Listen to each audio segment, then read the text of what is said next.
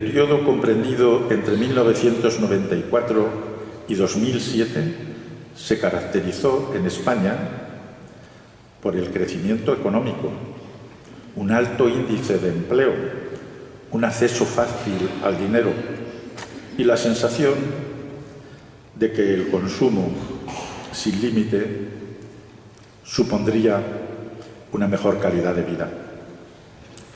Durante esos 14 años se produjeron también otros fenómenos muy significativos, como por ejemplo habernos distanciado a la baja de la media europea en gasto social, no haber reducido la tasa de pobreza, la aparición de nuevos grupos de personas en riesgo de vulnerabilidad social y exclusión, la disminución de las rentas del trabajo y el aumento de las rentas del capital.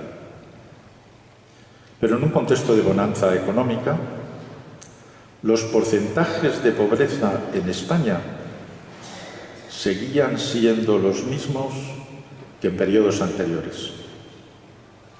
En esta situación llega el 2008 y estalla la crisis. Se inicia una destrucción de empleo que hoy arroja cifras preocupantes. La tasa de pobreza llega al 27% de la población. La exclusión social llega al 26%. Hay más de 630.000 hogares sin ingresos. Hay más de 1.900.000 familias con todos sus componentes en paro. Y el acceso al dinero resulta casi imposible. Nos ha tocado vivir una época muy dura en nuestro servicio a los pobres y excluidos, a los que no puedo dejar de recordar en estos momentos. Son los millones de parados que ha generado en nuestro país una economía basada en la especulación y en la primacía del crecimiento económico sobre los derechos y la dignidad de las personas. Son los inmigrantes, valorados con mentalidad mercantilista, tratados como objeto de consumo y de mercado, reclamados a gritos cuando eran necesarios, despreciados cuando han dejado de serlo.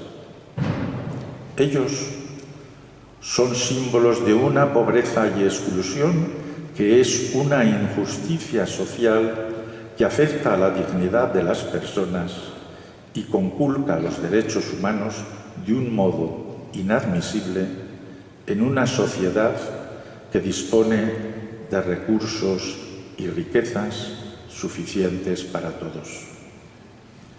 Son los millones de pobres que viven en esta rica Europa, que no reconoce que la pobreza y la exclusión social siguen siendo los principales desafíos a los que se enfrenta la Unión Europea. Una Unión Europea que forma parte de un mundo que vive más preocupado por la construcción de los mercados que por la construcción de las sociedades. Una Unión Europea que piensa más en el hombre como consumidor que como ser humano y ciudadano. La crisis ha generado nuevas estrategias familiares para afrontar esta situación. Se reducen los gastos en la alimentación. Se reducen los gastos en vestido y calzado. Se reducen los gastos fijos de la casa. Se producen cambios en la forma de vivir. Se vuelve al hogar paterno o materno. Se comparte la vivienda con personas sin vínculo de parentesco o se alquila alguna habitación a otras personas. Todo ello produce una baja en el consumo. Las redes familiares, el llamado colchón familiar, siguen jugando un papel muy importante en la lucha para soportar la crisis, pues mantienen al menos la cohesión social. Pero, ¿por cuánto tiempo se podrá mantener este colchón familiar? De estas redes familiares carecen los emigrantes, que se encuentran en una situación de mayor indefensión. Para protegerse, se agrupan por nacionalidades, credos religiosos u otros signos de identidad. Eso puede dar lugar a la formación de guetos o grupos organizados que en muchas ocasiones derivan hacia la inadaptación social, a la no integración o incluso a la delincuencia. Otras formas de luchar contra la crisis es el recurso a la economía sumergida o acudir a las organizaciones sociales. Por estos motivos, los servicios de acogida y atención primarios de Cáritas han aumentado. En el año 2007, Cáritas en este concepto atendió a unas 350.000 personas.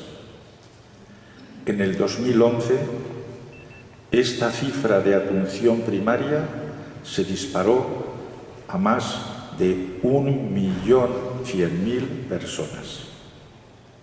De ellas, 300.000 acudían a Cáritas por primera vez por haber descendido desde la vulnerabilidad a la pobreza. De las personas atendidas, unas 760.000 tenían una familia detrás de sí, de forma que esta cifra hay que multiplicarla por el número medio de miembros de una familia, lo que nos llevaría a una cifra mucho mayor. También es muy notable el número de personas que vuelven a recurrir a Cáritas después de haber superado procesos de integración social y haber caído de nuevo en la exclusión.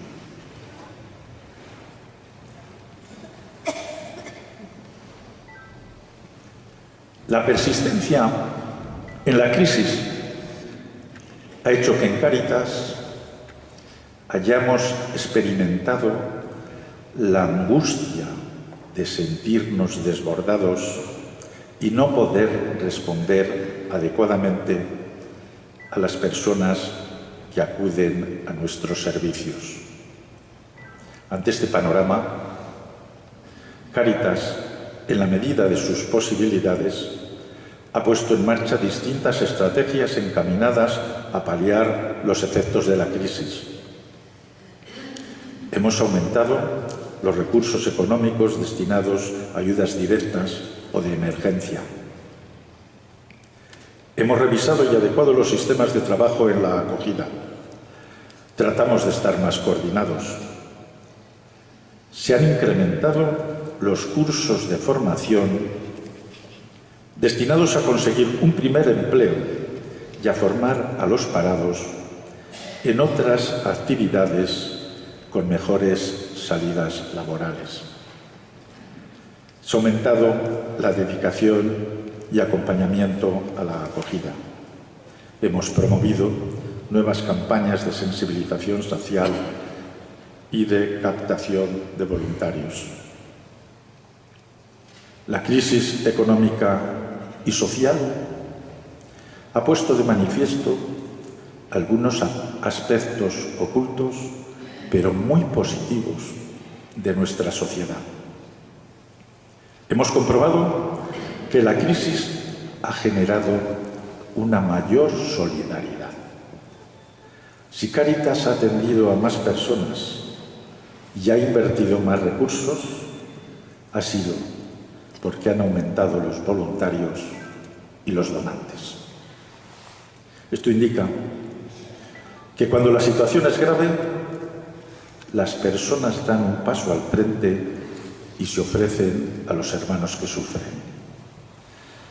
Ante esta situación, la actitud de los cristianos debe responder a las recomendaciones del beato Juan Pablo II en su carta apostólica Novo Millennium Ineunte. Decía el Papa: tenemos que actuar de tal manera que los pobres en cada comunidad cristiana se sientan como en su casa. Sin esta forma de evangelización, llevada a cabo con la caridad y el testimonio de la pobreza cristianas, el anuncio del Evangelio corre el riesgo de ser incomprendido o de ahogarse en el mar de las palabras al que nos somete la sociedad de la comunicación. La caridad de las palabras la caridad de las obras corrobora la caridad de las palabras. Esta recomendación de Juan Pablo II nos recuerda el objetivo al que aspiramos las personas que trabajamos en Cáritas. Una Cáritas que comparte el pan con muchos hombres y mujeres que sufren y se sienten abandonados, a los cuales Cáritas ofrece también motivos para luchar, motivos para empezar de nuevo, motivos para vivir y, sobre todo, motivos para tener esperanza.